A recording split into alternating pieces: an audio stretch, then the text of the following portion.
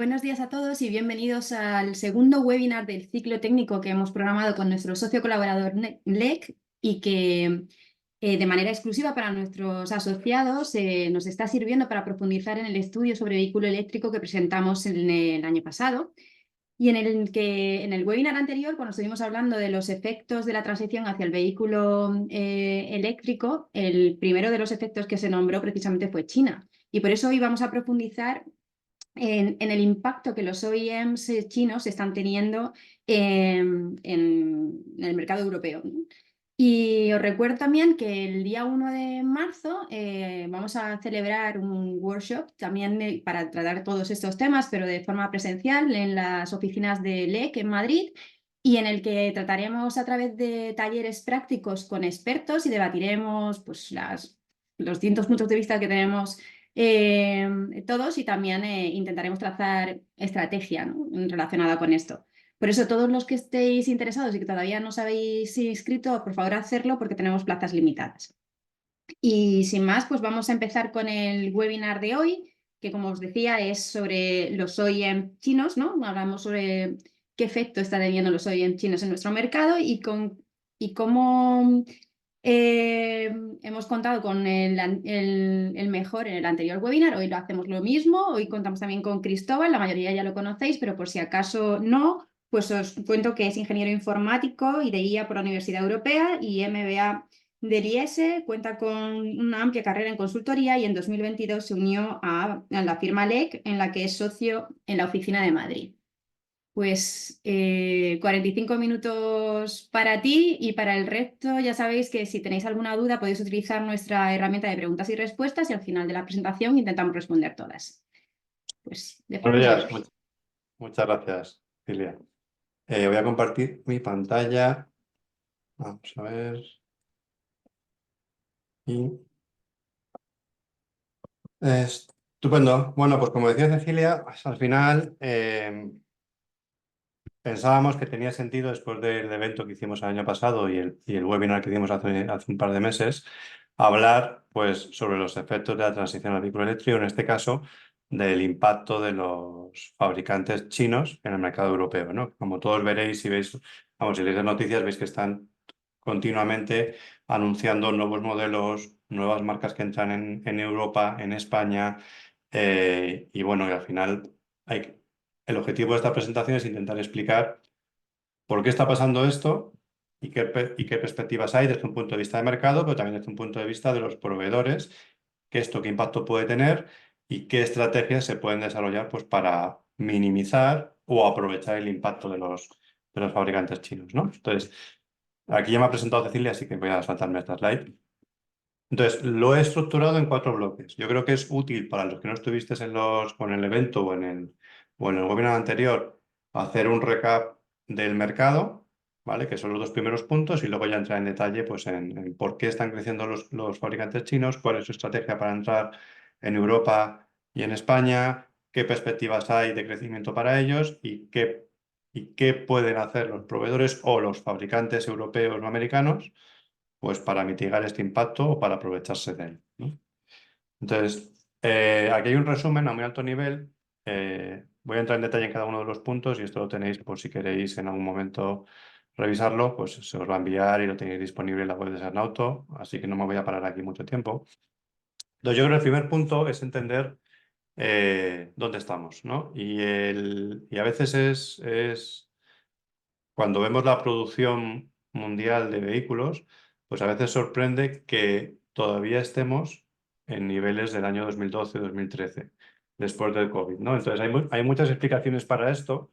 Hay una explicación que evidentemente es toda la crisis de producción, de falta de microchip que hubo a partir del año 19-20 y el COVID a partir del 20.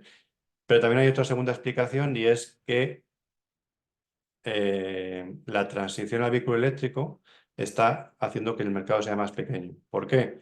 Porque de momento los vehículos, y luego lo veremos más en detalle, los vehículos eléctricos pues son más caros que el vehículo equivalente en combustión.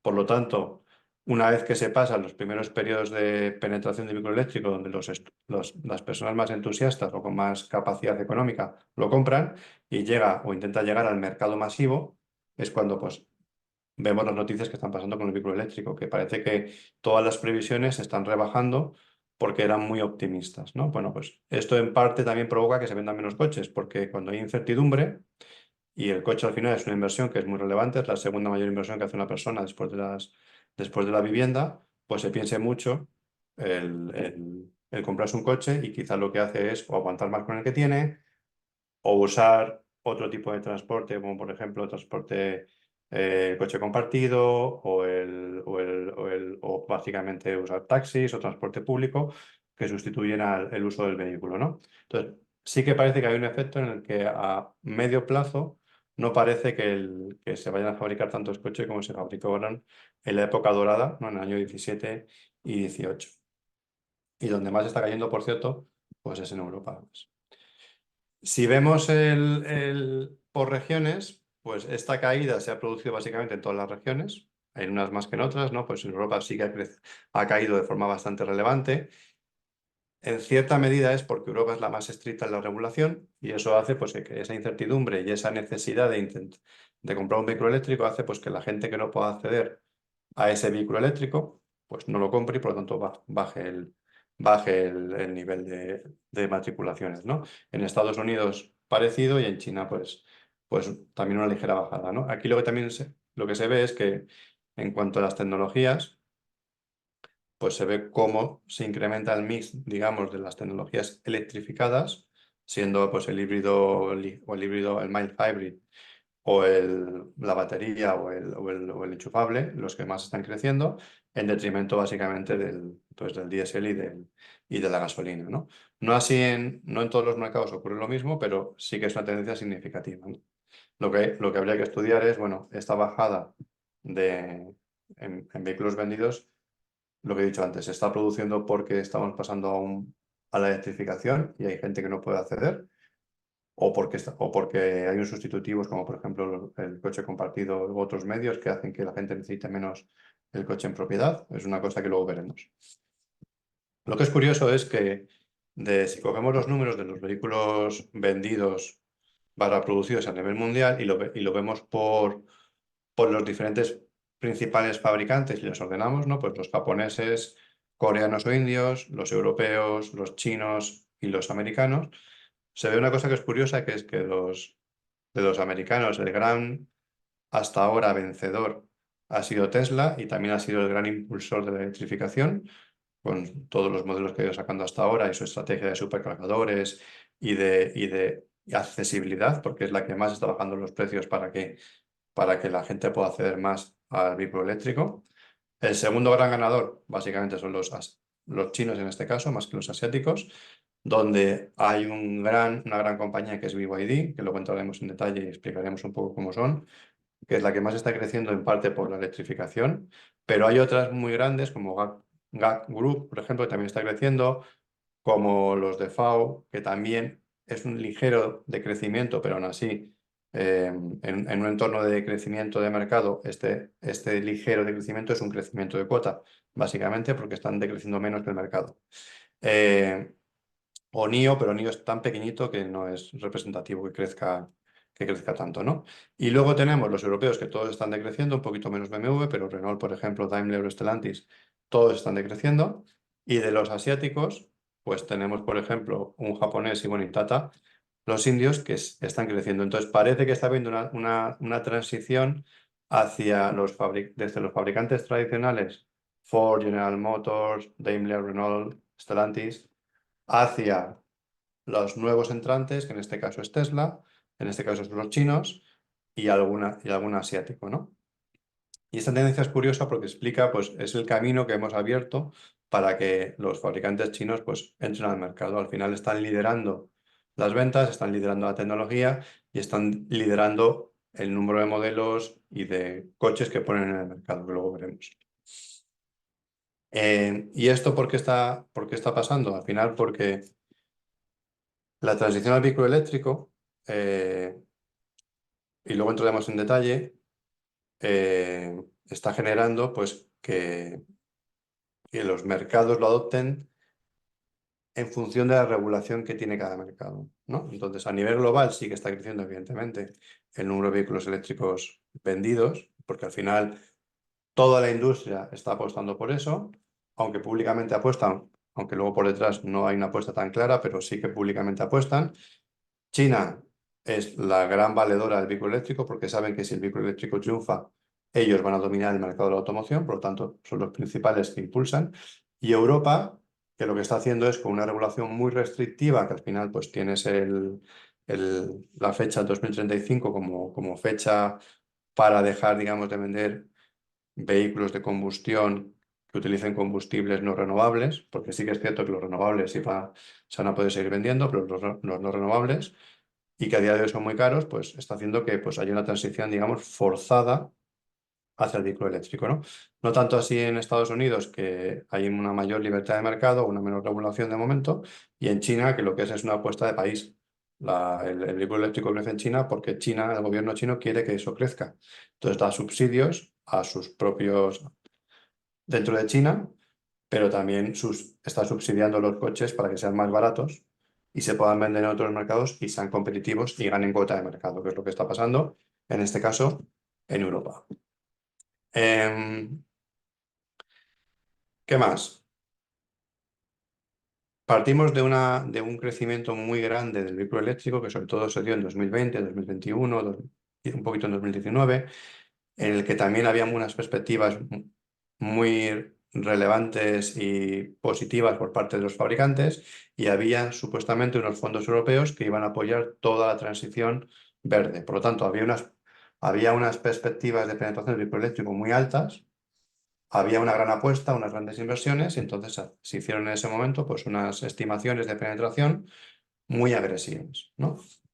De hecho, se ve cómo del 16 al 22, básicamente en todas las regiones, Europa, Estados Unidos y en China, que son las tres principales regiones o áreas económicas, el vehículo eléctrico o electrificado crecía pues entre un 56%, un 62% en el caso del vehículo de baterías en Europa, un 59% en el caso de China, por ejemplo, el vehículo eléctrico de baterías. Y en el periodo 2022 al 28, incluyendo un forecast al 28 revisado, pues se ve cómo ese crecimiento se está reduciendo, ¿no? También es en parte normal, porque cuando tu crecimiento está en base cero, pues evidentemente los primeros años siempre vas a crecer mucho, porque creces desde cero. Una vez que tienes una base, crecer mucho es mucho más complicado, ¿no? Pero aún así, se está viendo cómo las tasas de crecimiento se están reduciendo de aquí al 2028.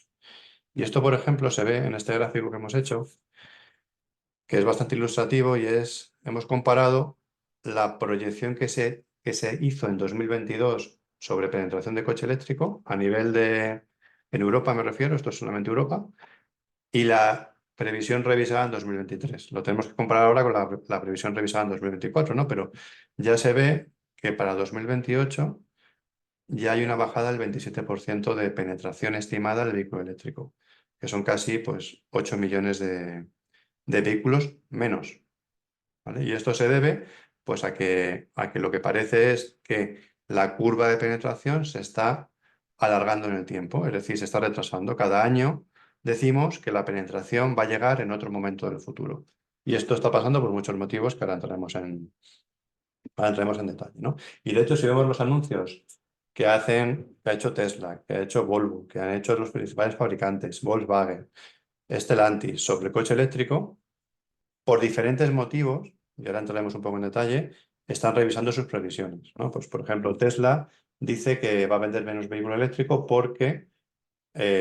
pues porque piensa que va a haber menos mercado porque las personas, pues al final hay una falta de infraestructura, hay una falta de renta para la compra de un vehículo eléctrico, es mucho más caro y está revisando sus previsiones de ventas. También el tema de la financiación. Al final un coche normalmente se financia cuando hay tipos de interés muy altos, pues el coste de financiación es mucho mayor, entonces cuando tienes importes a financiar muy altos de 40 o 50.000 euros, pues evidentemente lo que hace la gente es esperar a que los tipos de interés bajen o a tener más renta disponible o a que el precio baje, básicamente.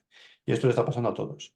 Le está pasando a Tesla, Volkswagen, por ejemplo, está parando turnos y parando producción de vehículo eléctrico porque no se venden sus coches. Entonces aquí hay una disyuntiva que es entre si lo que no se vende, si lo que las personas no quieren es el coche eléctrico o lo que no quieren son los Volkswagen, por ejemplo, ¿no? Entonces, y luego entraremos en detalle de esto, pero al final, por un lado está la tendencia tecnológica de la electrificación, que tiene una serie de retos. El principal reto es que haya una estructura de carga y que sea accesible a la población, ¿vale? Y luego está las marcas en particular, ¿no? Pues o los Volkswagen, o los BMW, o los Ford. Y al final esas marcas están empezando a competir en un entorno nuevo para ellos, están compitiendo con fabricantes chinos que tienen un producto que es objetivamente bueno y que mecánicamente ya no se diferencia del, del producto, eh, digamos, europeo. Al final lo que Volkswagen o Mercedes o Daimler u otras vendían es la fiabilidad o el diseño o fiabilidad y diseño, depende de la marca, ¿no? Ahora los chinos la fiabilidad la tienen porque las baterías básicamente de casi todos los coches son baterías chinas. Los motores eléctricos son bastante sencillos y no hay un riesgo de fiabilidad como podía haber en los motores de combustión. Y luego el diseño, al final los chinos pues están haciendo coches que son muy llamativos. Y aquí no estoy hablando de los MG que hasta ahora están liderando el mercado, estoy hablando más de los nuevos modelos que están por venir, ¿no? Por ejemplo, Voyah con su Voyah Free o BYD Seal, que son comparables a berlinas o a SUVs europeos líderes como Land Rover o como otros. ¿Vale? Entonces hay dos fenómenos aquí, es la electrificación como tecnología y las marcas europeas y lo que están sufriendo por la entrada de vehículos chinos.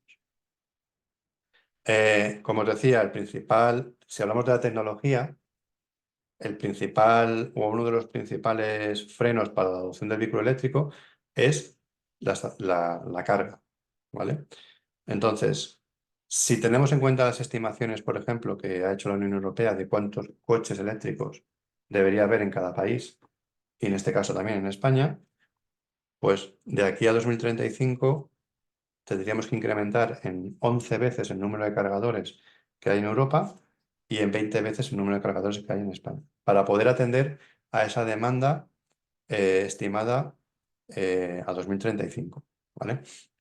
¿Cuál es el problema, por ejemplo, particular de España y de otras regiones? Pues que en España mucha población vive en pisos, no vive en casas. No es como Estados Unidos, que hay mucha más penetración de casas en urbanizaciones, o por ejemplo los países nórdicos, que tienen una infraestructura diferente. España es un país donde mucha gente vive en pisos donde el coche en gran medida se aparca en la calle, ¿vale? De hecho, hay una estadística que dice que el 70% de los coches en España se aparcan en la calle, no se aparcan ni en garajes, ni se aparcan bueno, garajes privados o públicos, ¿vale? Entonces, al final, cuando tienes un parque de vehículos tan grande aparcado en la calle, tener una infraestructura de carga pública es fundamental, porque si no es imposible que las personas que aparcan en la calle puedan cargar su vehículo de forma, digamos, cómoda. Evidentemente, siempre van a poder ir a un supercargador que esté ubicado en X sitio, pero estamos hablando de comodidad, de cuando la gente quiera volver de trabajar, deje el coche cargando y lo coja por la mañana, no tenga que desplazarse una hora para luego volver a su casa y tener que aparcar el coche, ¿vale? Entonces, ese es el gran reto, es la carga, y es la tecnología de la carga, uno de los grandes retos que hay que ver cómo se soluciona sobre todo en países como España, donde hay un altísimo, como decía, número de personas que aparcan en la calle y viven en pisos y no tienen posibilidad de tener un cargador en su casa. El segundo motivo por qué la electrificación se están revisando sus estimaciones de penetración y sus crecimientos es básicamente por la diferencia de precio. Eh, Cuanto más barato es el coche, más diferencia de precio hay. Y cuanto más caro, es decir, por ejemplo, aquí más de 90.000 euros, menos diferencia. Entonces, ¿esto qué hace? Que cuando el vehículo eléctrico ha crecido estos últimos años, ha crecido sobre todo en los vehículos que son más caros, en las rentas más altas, que se pueden permitir tener vehículo eléctrico y se pueden permitir tener dos coches o tres coches para diferentes usos. Entonces, al final ahí el tema del precio no es tan significativo y hay un crecimiento inicial alto. ¿Cuál es el problema? Que ahora estamos en un momento de entrada al mercado masivo en el que en España el valor del coche medio vendido está entre 20 y 25.000 euros, ¿vale? Que es justamente el rango donde más diferencia hay con respecto al vehículo de, eléctrico. Entonces estamos hablando de pagar en media un 35 o un 37% más, que en el caso, por ejemplo, de marcas más tradicionales como un Volkswagen es incluso mayor, pues evidentemente las personas no quieren gastarse un 30, 40 o 50% más en un coche similar al que se podrían comprar en combustión, pero incluso con menores capacidades o con un menor rendimiento, porque al final tiene menos batería, tiene menos autonomía, no saben dónde lo puede cargar, porque estas son las personas que justamente viven en pisos y aparcan en la calle. No como los que se compran coches de más de 90.000 euros que tienen un garaje o viven en casas, ¿no? Sí que es, y aquí lo podemos ver de forma muy ilustrativa, es decir, el coche pequeñito más de ciudad, el Opel Corsa, fijaos la diferencia, equiparable igual en el equipamiento, entre 36.000 y 17.000 euros, es el doble básicamente. Lo mismo pasa con el Renault Megane y el iMegane y el Megane, y lo mismo pasa con el BMW, pero fijaos que el BMW tiene una diferencia de precio mucho menor.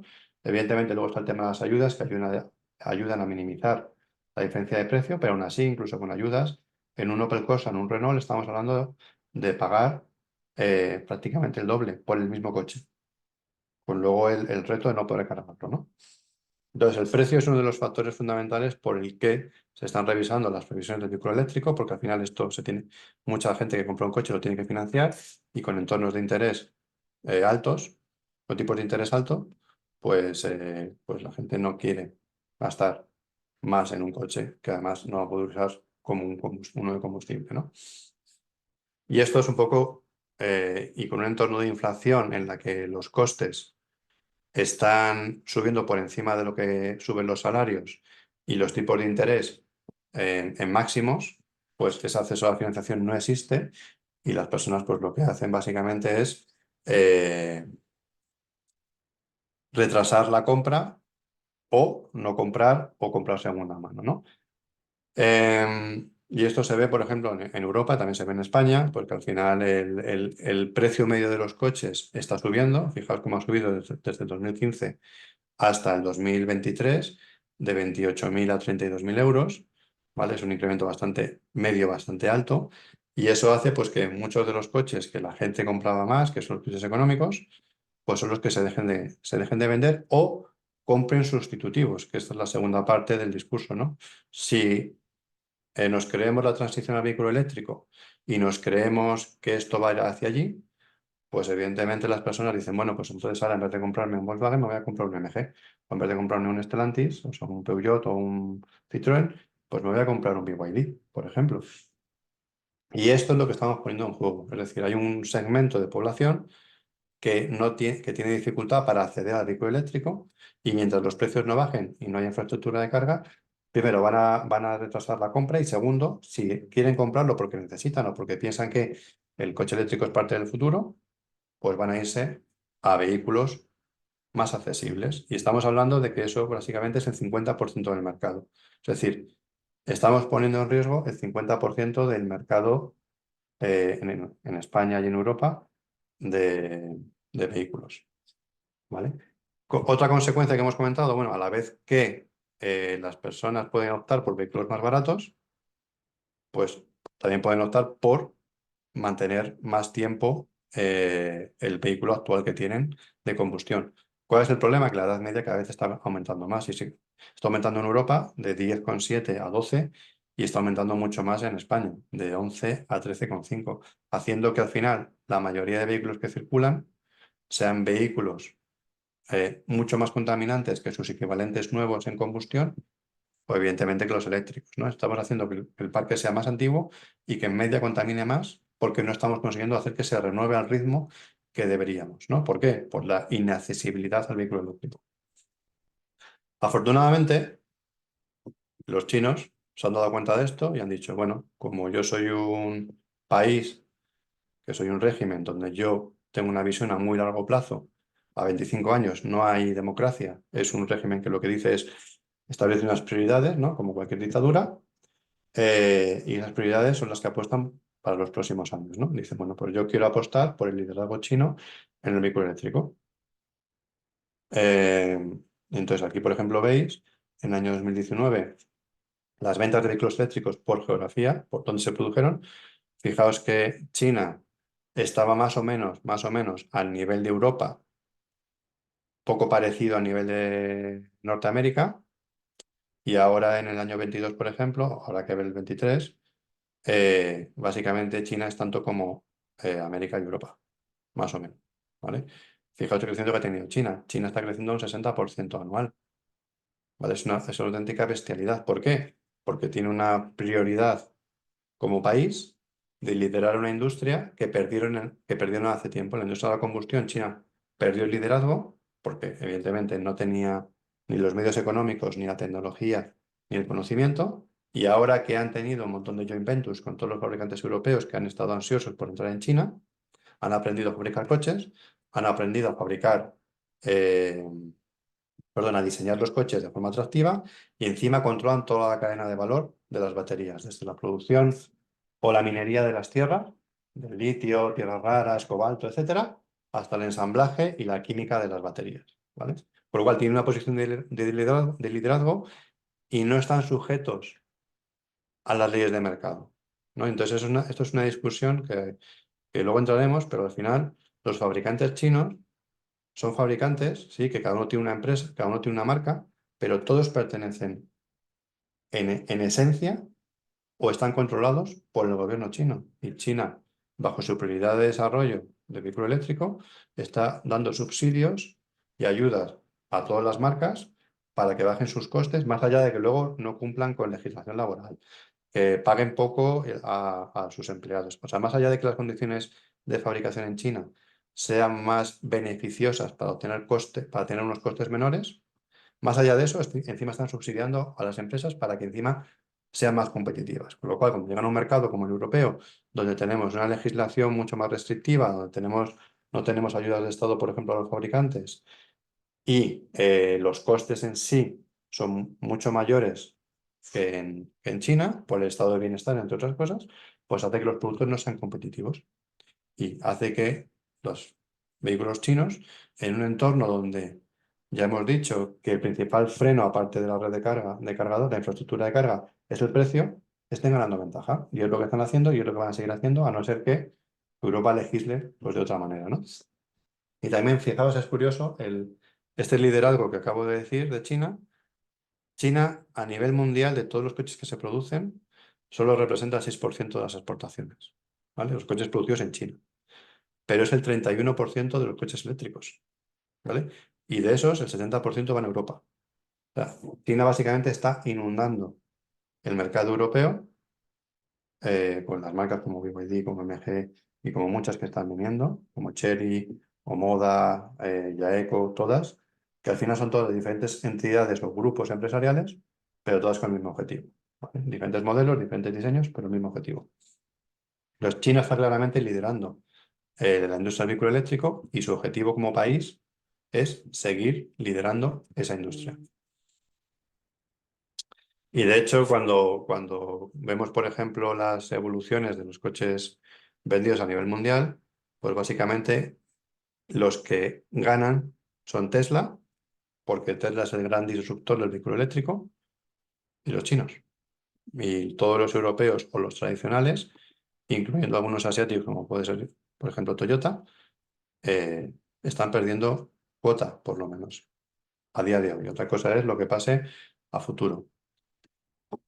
Y entrando en los chinos, como os decía, al final hay muchísimos grupos empresariales, ¿vale? Pues, por ejemplo, pues como SAIC, como BYD, como Bike, Geely, Great Wall Motors, Dongfeng, pero al final da igual que ponga state-owned o private, lo mismo. Todos, en esencia, son parte o reportan al gobierno chino. Entonces, son diferentes marcas con diferentes estrategias, con diferentes modelos de producción, evidentemente, o con diferentes eh, joint ventures que han tenido con fabricantes europeos, ¿no? Como por ejemplo, pues, o SAIC o Geely. Eh, pero todas al final buscan lo mismo. Buscan entrar al mercado europeo, unas de ellas quieren entrar con sus propias marcas y sus diseños, otras comprando marcas conocidas como puede ser MG o como puede ser Volvo, o submarcas como puede ser Lic Co, ¿vale? Pero todas al final tienen el gran objetivo de conquistar el mercado europeo, ¿no? Y todas son además marcas o empresas muy recientes, en torno al año 1960, 70, 80, que es cuando China está industrializando su economía, cuando empieza a hacer las joint ventures para aprender de los fabricantes europeos y cuando en el año 2010, 2015 se da cuenta de que todo lo que ha aprendido lo puede poner en práctica para desarrollar vehículo eléctrico y liderar el mercado, ¿no? Luego, aparte, las empresas chinas eh, tienen varias características, pues la planificación a largo plazo, los objetivos no económicos, es decir, no se basan por decisiones de rentabilidad o de ingresos, se basan precisamente por decisiones de cuota de mercado, ¿vale? Entonces, ¿por qué? Porque al final tienen subsidio del Estado, entonces da igual lo que ganen o lo que pierdan, porque todo es ficticio, entre comillas, ¿no? Pero aparte de eso, las empresas chinas se rodean de empresas chinas. Y aquí hablamos ya de los proveedores.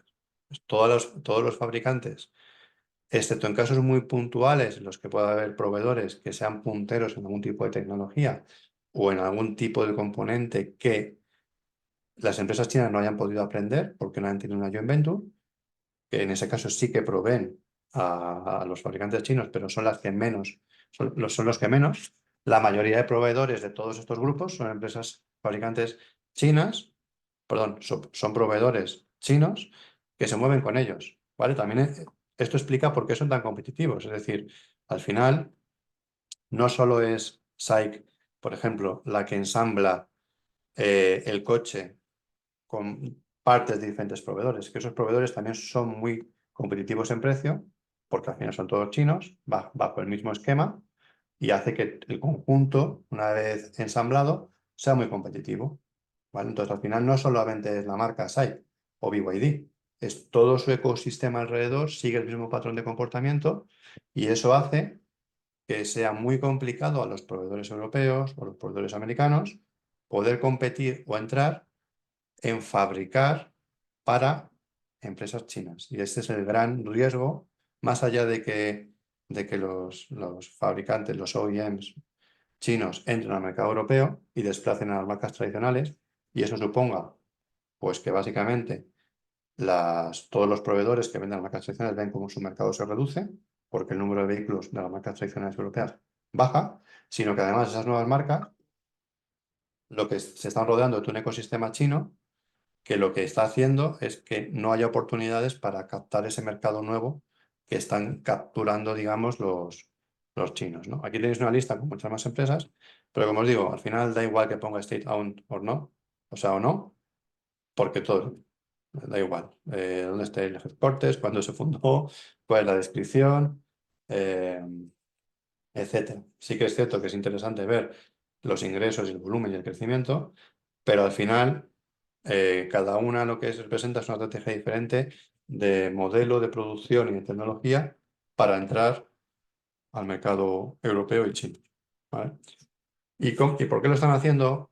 Pues porque al final están compitiendo en dos cosas. Están compitiendo en precio, que hemos dicho que es el principal factor, y en características. Al final es que los modelos fabricados en China con baterías chinas, al final tienen un precio bastante competitivo, ¿vale? Comparado, por ejemplo, con el precio medio europeo, 73.000 euros, pero es que encima el precio por kilómetro de autonomía es más competitivo que los europeos. Al final están ofreciendo coches con autonomías de 400 o 500 kilómetros, entre comillas ficticias, aunque sea WLTP, pero al final, de forma práctica, son autonomías parecidas a los de los coches europeos, pero por la mitad de precio. Y eso hace, pues al final, que el precio por kilómetro sea mucho más accesible que el precio por kilómetro de cualquier coche europeo, ¿no? ¿Y esto a qué nos va a llevar? Bueno, esto es una previsión que yo diría que es conservadora, entre comillas. Pues 15% de cuota, 20% de cuota en el año 25. Bueno, al final, otra cosa interesante sobre los OEMs chinos es que les gusta mucho copiar, ¿vale? O aprender. Vamos a decir aprender, que queda mejor que copiar. Eh, ¿Qué significa esto? Pues ¿cómo aprendieron ellos a fabricar? Con joint ventures, con Volkswagen o con Stellantis o con otros o con Ford para vender en China. Aprenden cómo se industrializa un vehículo, cómo se crea, cómo se diseña y cómo se asegura una fiabilidad, ¿vale? Lo mismo con los proveedores. Los proveedores, muchos de los proveedores han tenido joint ventures con otros proveedores para fabricar en China y han aprendido esa tecnología y se han convertido en proveedores de esa tecnología para vehículos europeos o americanos o incluso para vehículos chinos, ¿no? Y a nivel de mercado, pues ¿a quién pueden copiar? Pues a los asiáticos, en este caso a los coreanos y a los japoneses. Entonces, por ejemplo, Kia, Hyundai, que entraron en el mercado en torno al año 90, pues han llegado a ser pues, líderes en el mercado con cuotas bastante significativas, lo mismo que Toyota. Entonces, ellos quieren copiar el modelo de Kia y el modelo de Toyota y el modelo Hyundai para, para los mercados europeos y americanos. Esto quiere decir que podemos esperar que las cuotas de los chinos sean muy parecidas a las cuotas que hay a día de hoy de los asiáticos en general. Con lo cual, al final, esto nos puede llevar a un mercado en el que básicamente los asiáticos en general estén en un 50% de cuota, de lo cual esa cuota puede ser un 20 o 25% de los fabricantes chinos, ¿no? Y eso pues va a alterar de forma muy significativa el mercado. ¿Qué puede parar esa alteración del mercado? Pues lo mismo que la ha creado, la regulación, básicamente. La regulación ha creado esta situación, la regulación puede parar esta situación. ¿Por qué esto no está pasando en Estados Unidos?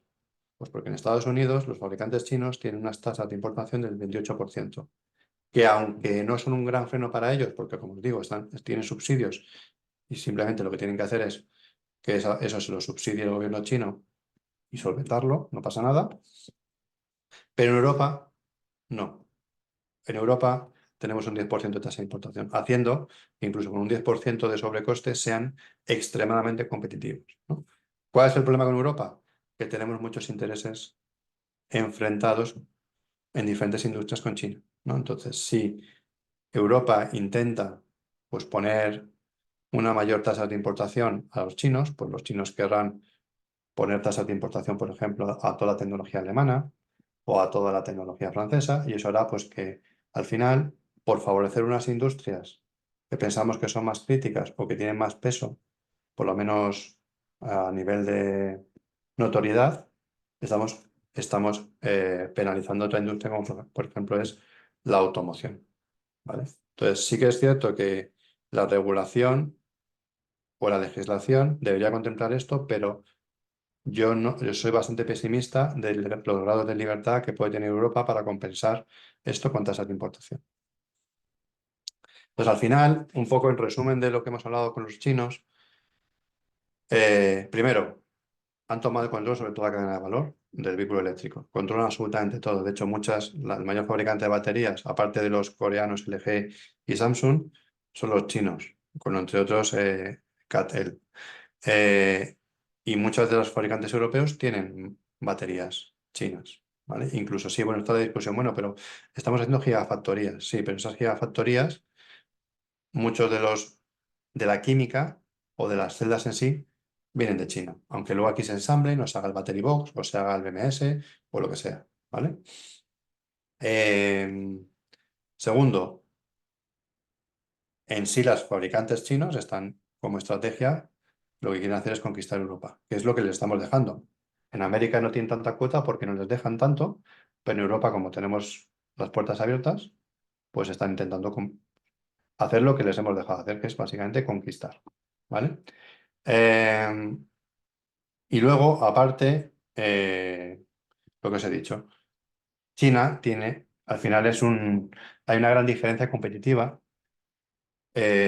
con respecto a Europa, ¿no? Primero, Europa es un conjunto de 27 estados con intereses contrapuestos muchas veces. China, y con una democracia que lo que hace es que cada 4 años cambien esos intereses. Por lo tanto, establecer planes a largo plazo son muy complicados y por lo tanto competir a largo plazo es muy complicado y eso se ve en muchos sectores de Europa. Se ve en la agricultura, que lo estamos viendo ahora, se ven los fabricantes, se ve en la automoción y se va a ver en muchas otras industrias, ¿vale? Ese es el primer el primer factor. El segundo es que también nosotros competimos, no solo Europa como región contra China como región. A nivel de Estado, una democracia contra una dictadura, y eso ya hay una diferencia competitiva importante, ¿no? Por la planificación a largo plazo de China. Hay un segundo factor y es que también competimos las marcas europeas o las americanas contra las marcas chinas, pero eso no es verdad. Estamos compitiendo marcas o empresas contra algún gobierno. Y eso es muy complicado, porque al final el gobierno chino está dando subsidios a todo su ecosistema de movilidad y de automoción, y Europa no. Entonces, que una empresa, sea lo grande que sea, como puede ser el grupo Volkswagen, quiera luchar y electrificar, pues vemos lo que está pasando. Vemos que está perdiendo la batalla y está entrando en programas de reducción de costes porque no es capaz de luchar en un mercado en el que las reglas favorecen a día de hoy pues, a las empresas chinas, ¿no? Y esto aún no lo habéis visto, los que me conocéis, porque lo he puesto en alguna que otra conferencia que he dado, pero yo creo que ilustra muy bien o hace un símil muy bien de lo que puede pasar y lo que ha pasado en otras industrias. Porque al final siempre pasa lo mismo en todas las industrias en diferentes momentos del tiempo. Entonces, si cogemos, por ejemplo, el listado de las marcas de telefonía móvil, que además eran todas europeas y americanas, BlackBerry, Motorola, Alcatel, Ericsson, Nokia, todas europeas y americanas, liderazgo absoluto, llega alguien que además es un americano, casualidad, que hace una disrupción tecnológica, cambia el paradigma tecnológico de ese momento de la telefonía móvil y años después lidera, el disruptor lidera la industria, que es en este caso Apple, y el resto son todos asiáticos, que lo que hacen es copiar e ir más rápido. Samsung, Xiaomi, Oppo, Vivo, Huawei, quien queráis, ¿no? Pues lo mismo estamos viendo con la automoción. Marcas europeas o americanas tradicionales, Ford, General Motors, Mercedes, Stellantis, Renault, Volkswagen, llega un disruptor tecnológico que lo que hace es apostar por el vehículo eléctrico, en este caso, a diferencia de la telefonía móvil, apoyado en una regulación, digamos, un poco miope, hace que Tesla lidere el mercado a nivel europeo, bueno, a nivel mundial, básicamente, y aparezcan un montón de marcas, más allá de las asiáticas tradicionales como los Kia, los Hyundai, todas las marcas que hemos visto con diferentes, bueno, todos los grupos empresariales que hemos visto con diferentes marcas intentando llevarse el mercado. ¿Cuál es la diferencia? Que lo que pasó en la telefonía móvil pasó hace 15 años y han pasado 15 años y ahora mismo vemos el efecto y ahora mismo estamos en pleno proceso de transición y de vivir el efecto de las decisiones regulatorias y de mercado. Bueno, dicho esto, al final, esto genera, por ir un poco más rápido, pues que haya o que tenga que haber una consolidación de empresas, porque la única forma de luchar en un mercado que es un menor mercado, como hemos visto, se venden menos coches y que hay mayor competencia, y sobre todo en precio, es con consolidación. Igual que ha habido Stellantis, habrá otras muchas más, europeas y americanas, que tengan que consolidarse para poder competir contra los grupos empresariales chinos y son competitivos en precio. Y esto también pasará al mismo nivel con los proveedores.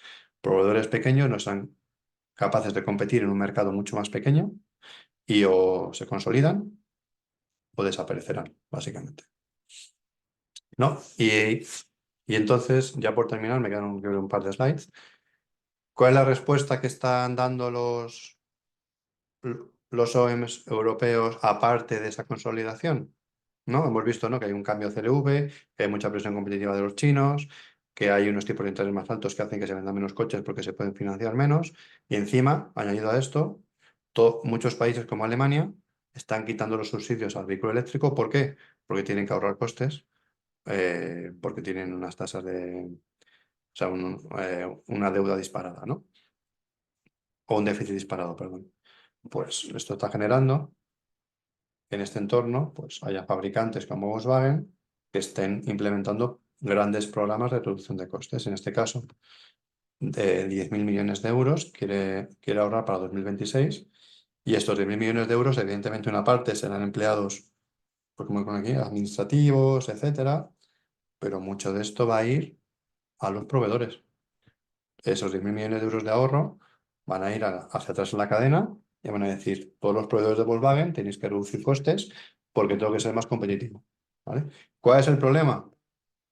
Que estructuralmente no podemos competir contra China porque tenemos una legislación laboral, tenemos una una regulación de seguridad en el trabajo, tenemos un estado de bienestar que hace que incluso aunque reduzcas mucho tus costes, no seas competitivo. ¿Vale? Veremos a dónde va esto, pero en el caso de Volkswagen, mi opinión es que puede parecerse a un Nokia en el futuro. Y Renault, bueno, en este caso, eh, tiene una aproximación un poco diferente, que es seguir apostando por el vehículo de combustión, de alguna manera, eh, e intentar bajar mucho los coches para competir con los chinos, básicamente, ¿no? Hay que ver si lo van a conseguir fabricando en Europa, ¿vale?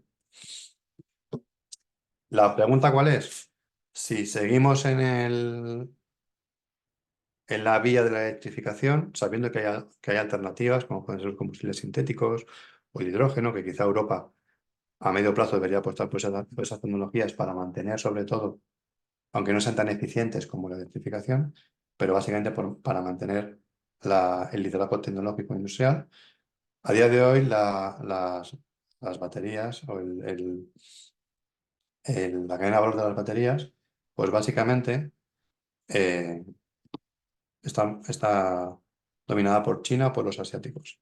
Y eso hace que en la medida que haya más coche eléctrico, más peso de China en este caso, tendrá, más ingresos tendrá y por lo tanto más competitivos serán y menos lo serán todos los europeos, ¿no? También esto es por la visión a largo plazo que tienen todos los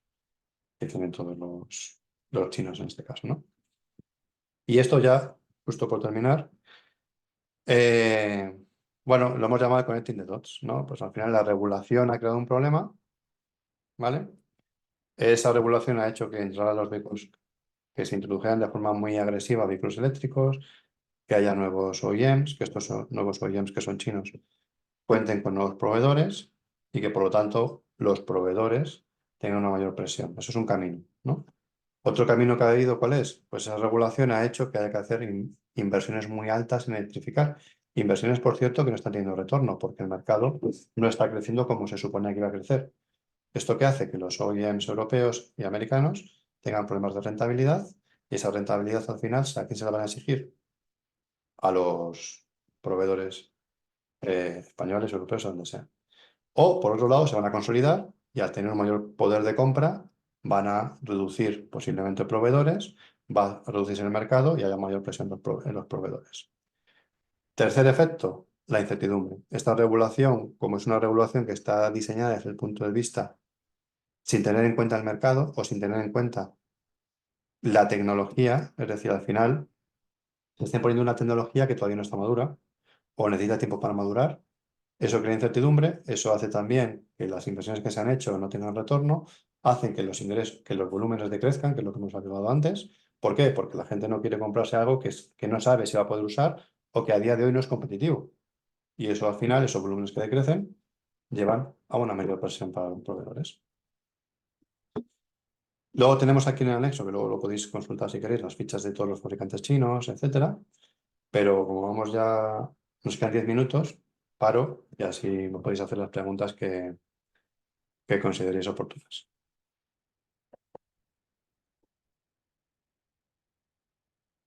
Pues muchísimas gracias, Cristóbal. Muy completa la visión. No sé si valorarlo como positivo o negativo, por lo menos tenemos la información es poder, ¿no? Con eso pasamos, si quieres, al turno de preguntas, ¿vale? Te paso una primera que es, ¿qué oportunidades hay para los proveedores españoles con los fabricantes chinos? Bueno, a ver, aquí hay varias cosas, ¿no? O sea, yo creo que es complicado intentar fabricar en China para los fabricantes chinos, pero sí que es cierto que uno de los posibles movimientos que puede haber en Europa es que Europa no ponga tarifas de importación, sino que haga sea obligar que cierta parte de los componentes sean europeos o estén fabricados en Europa. O los fabricantes chinos tengan que fabricar parte de sus vehículos en Europa, ¿vale? Para poder competir en el mercado europeo. Entonces, ahí puede haber una oportunidad en la medida en la que se tengan relaciones con los fabricantes chinos para en el momento en el que decidan poner fábricas, como por ejemplo BYD en Hungría, si no recuerdo mal, estar posicionados para suplirles a ellos. Sí que es cierto que es complicado porque no está claro que los chinos quieran venir a fabricar o a ensamblar. Pero es una de las oportunidades que hay. Otra oportunidad que hay, bueno, los chinos lo que están haciendo básicamente es copiar. Entonces, en la medida que que los proveedores sean capaces de innovar, esa innovación la va a necesitar el chino, con lo cual pueden ampliar ese mercado si son capaces de innovar. Nos preguntan también que qué proveedores chinos están viniendo a Europa. Proveedores chinos, bueno, no, bueno, tengo una lista por ahí, no me acuerdo de todos los nombres, pero básicamente en todas las categorías hay proveedores chinos, en todas. Por ejemplo, en la parte de ruedas, los logotipos, por ejemplo, en la parte de los chasis, la electrónica, en el tema de los sistemas de entretenimiento. eh, Todo eso al final hay mucho proveedor chino que está empezando a competir con proveedores tradicionales europeos. Sí que es cierto que menos para partes estructurales, más para partes más relacionadas con interior, sensores, pantallas o tecnología, pero ya hay mucho proveedor que está encontrándose con ellos y está compitiendo y al final se están llevando muchas de las series los chinos porque son más competitivos en precio, lógicamente. Por otro lado, buenos días. Ayer leí un artículo en el que Stellantis se enfrenta a Roma, pues Italia tiene prácticamente todo fábricas de Stellantis a excepción de Ferrari e Iveco. ¿Es un whip effect de la consolidación? ¿Riesgos potenciales para España? A ver, si entiendo la pregunta, tiene prácticamente todo fábricas de Stellantis. Sí, efectivamente. A ver, evidentemente hay dos cosas, ¿no? Hay una gran pregunta que es, ¿el mercado va a seguir igual o va a ser un mercado menor? Si hay un mercado menor, hay que cerrar fábricas porque hay exceso de capacidad productiva, ¿vale? Ese cierre de fábricas se puede producir porque hay una consolidación o porque no la haya, dependiendo de la capacidad, de si hay un exceso de capacidad productiva. Suponiendo que hay una consolidación, que es lo que se prevé que vaya a haber, pues habrá una racionalización. Cuando se consolida para ahorrar costes, básicamente. Entonces, eso hará que países, por ejemplo, como España, eh, que tiene, pues, creo que son 17 fábricas, si no recuerdo mal, Sí. pues algunas de ellas tengan que cerrar por un exceso de capacidad o porque se desplace la producción a otras fábricas del mismo grupo, como en Francia o en Alemania. Que vengan aquí fabricantes chinos puede de primera suponer una oportunidad para proveedores europeos, pero viendo lo que sucedió en Estados Unidos, al final los japoneses trajeron sus propios proveedores. ¿Cómo se puede? ¿Cómo se puede? ¿Cómo se Bueno, puede? ¿Cómo? No, sigue. bueno, a Competir. ver, ¿Cómo se puede competir? no se puede competir. Bueno, es una buena pregunta. Es decir, es cierto que tanto japoneses como chinos, asiáticos en general, siempre van a traer sus proveedores. Siempre, porque es la forma de ser competitivos y tienen una cultura que es muy complicada de entender por los europeos o por los proveedores europeos. Entonces, eso va a pasar. Es así. Entonces, ¿cómo se puede competir contra eso? Bueno, yo creo que hay varias formas de competir. Es tema de innovación y desarrollo tecnológico. Yo creo que es la gran apuesta que tiene que hacer Europa.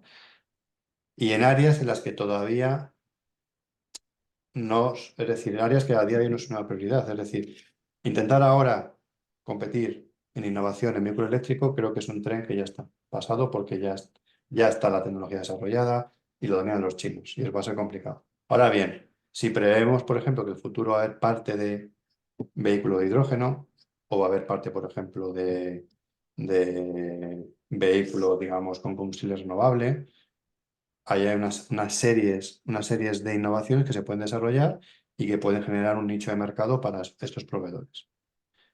Segundo elemento de competitividad, aprovechar el know-how actual, porque al final la industria de la automoción es una de las industrias más desarrolladas, más competitivas y con más desarrollos tecnológicos que hay en el mundo. Entonces, pero eso se puede aplicar a otras muchas industrias. Y muchos fabricantes lo que están intentando hacer es salirse de la automoción como única industria en la que están y entrar, por ejemplo, industria aeronáutica, industria marítima, industria, por ejemplo, de la movilidad personal, industria por ejemplo, del vehículo, depende de qué proveedor sea, vehículo industrial o otros usos que tengan relación de alguna manera con el conocimiento industrial, pero que amplíen los mercados. Y al final, pues es abarcar más industrias y no depender solamente de la automoción, porque en el momento actual la automoción tiene un gran riesgo de que se convierta en una industria muy problemática por la entrada de chinos, pero también por la electrificación en sí.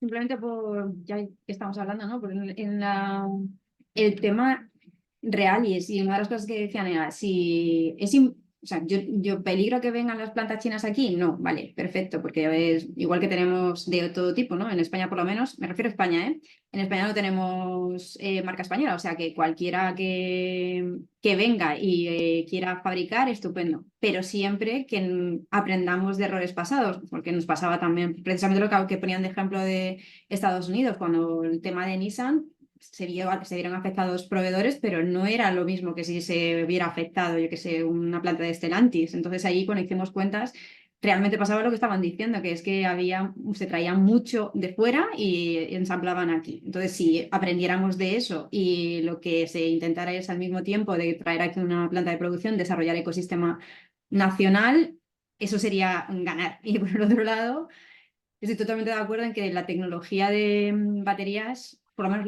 tal y como la conocemos ahora, algo perdido, ¿no? Estamos en extraer aquí, intentar desarrollar y hacer lo que ellos han hecho antes y copiándonos a nosotros, ¿no? En eso no estamos ganando en innovación, que es una de las cosas que nos representan, pero quizás con esa apuesta, por lo menos en España, que hay por el hidrógeno verde, sí que sería interesante el apostar por una tecnología que además podríamos ganar en los dos sentidos, tanto en la parte energética como en la parte de la automoción, ¿no? Justo, es que yo creo que al final hay que intentar no ir a, no intentar luchar batallas que sabemos que vamos a perder y pensar, y es complicado porque o sea, es complicado por el entorno europeo y español, pero es intentar imitar la mentalidad china. Es pensar no en ahora o en el mañana, pensar en qué va a pasar en los próximos 10 o 15 años.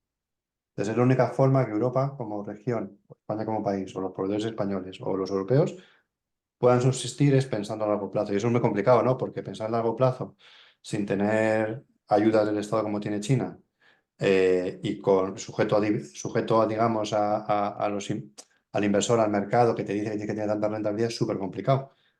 Pero o nos salimos de corto plazo o al final nos van a arrasar, entre comillas. Nos comen. Nos preguntan también cuál crees que será el papel de Marruecos en la externalización de la producción de Europa. Pues esa es una buena pregunta. ¿Marruecos puede ser una palanca para ser competitivo en precios? Podría serlo, pero entonces al final deslocalizarías la industria igual. Entonces, ¿qué más da que se fabrique en China que en Europa o que en Marruecos? Entonces, podría, sí, desde un punto de vista de que proveedores españoles puedan fabricar en Marruecos para ser más competitivos e intentar ajustar sus precios, pero al final estarían creando un segundo problema. Con lo cual, depende. Si miramos a corto plazo, pues Marruecos puede ser una solución para solventar los problemas a corto plazo. A largo plazo, estamos creando un China 2. Pues veremos lo que... Sí. Veremos. Bueno, ya hemos visto las consecuencias, así que mejor intentar evitarlo. Se confirma la llegada de Great Wall a España y la de Chery a Europa, aparte de BYD a Hungría. ¿Y vendrá finalmente Tesla a instalar plantas en España? Bueno, lo de Tesla, Saca la bola de cristal. lo de Tesla yo solamente lo sabe Tesla. Eh, Great Wall y Chery, pues sus planes es venir a Europa. Que lleguen a España o no, veremos las facilidades que les dan o no y con qué modelo quieran llegar. Pero es cierto a ver, lo repito, los chinos tienen estrategias a largo plazo y son muy listos. Entonces saben que su modelo actual de producción desde China, en algún momento Europa va a poner trabas. Entonces están adelantando a que esas trabas no lleguen fabricando o comprando marcas europeas o españolas. Entonces, ¿eso va a llegar cuándo? Dependiendo del mercado, pero no sabría decir cuándo va a pasar o si va a pasar. Y, ¿esperas ver compras de proveedores europeos por proveedores chinos en el mercado europeo o americano? Yo creo que sí. Yo creo que igual que han comprado marcas, comprarán proveedores, ya han comprado proveedores en España, y, bueno, en España, en Europa y en América, y seguirán comprando. ¿Cuál es el criterio para comprar uno u otro? Básicamente que les dé una tecnología que ellos no tengan o un know-how que ellos no tengan, que es lo que hacen los chinos, básicamente aprender para poder hacerlo ellos. Bueno, esto que voy a leer creo que son más reflexiones que otra cosa, pero estamos condenados a innovar, pero en mi sector no se puede, como antes, meter a los asiáticos en el mismo saco desde el punto de vista de calidad como de origen. Hay ya premium chinos y sigue habiendo los low cost. La regulación debería filtrar en el futuro, pero la Unión Europea debe ponerse las pilas, nunca mejor dicho. Y luego otra reflexión, los desarrollos tecnológicos e innovaciones de alto nivel están al alcance de players grandes. La empresa pequeña, mediana, centrada en commodities, veo que su única salida es el M&A. Diversificar a otros sectores la complejidad es elevada. Hay que darle a la cabeza. Y Bueno, por último, yo sí, creo que se puede terminar ahí, ¿no? Yo creo que sí y no. Yo creo que hay un concepto que es el concepto de innovación abierta, ecosistemas, etcétera, que puede ayudar a que no solo los grandes puedan innovar. Lo que hay que cambiar es la mentalidad. Si una empresa quiere con sus recursos propios entrar a competir en este sector, es imposible, incluso aunque sea grande. ¿Vale? Ahora bien, cada empresa es consciente de que necesita la colaboración con otros y una innovación abierta y una colaboración, es más probable que llegue a innovar en su conjunto toda la industria y sea competitiva toda la industria. Pero eso requiere de un cambio de mentalidad que en España a día de hoy yo no lo veo. eso está. Y luego, la inversión de todas las marcas europeas para electrificar las plantas españolas es enorme. A la vista de los pronósticos de este estudio, ¿todas las marcas estarían cometiendo un error estratégico con esta inversión?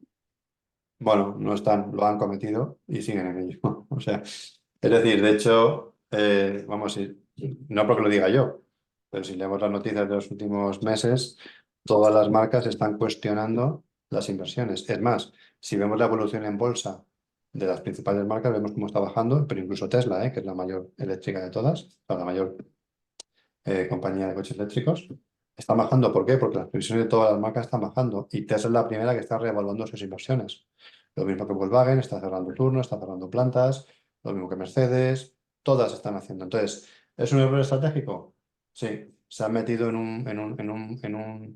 se han metido en un entorno donde ahora es muy difícil volver atrás, motivado por una regulación que les ha obligado a meterse ahí.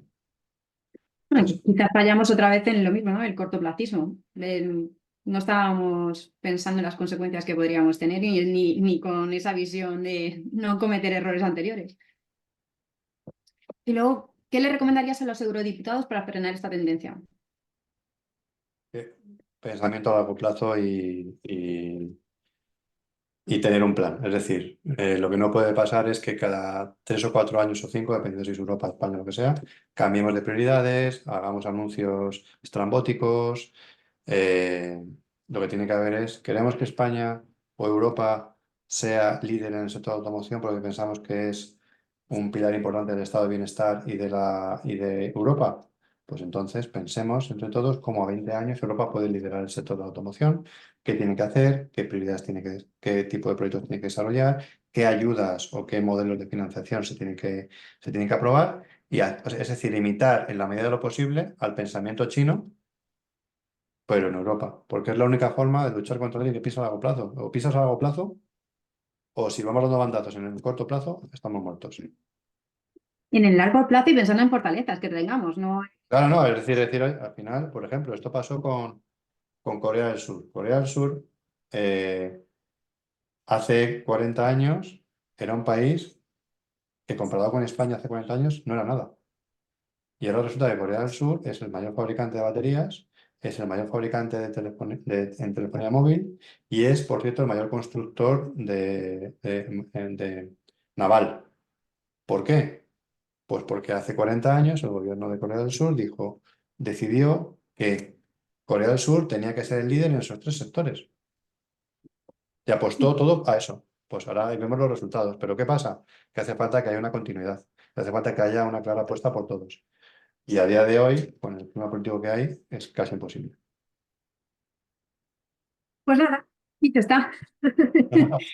Nosotros hemos pasado unos 5 minutillos, pero creo que ha sido muy interesante y espero que lo sea más incluso en el workshop en el que podamos ver también las opiniones de los demás.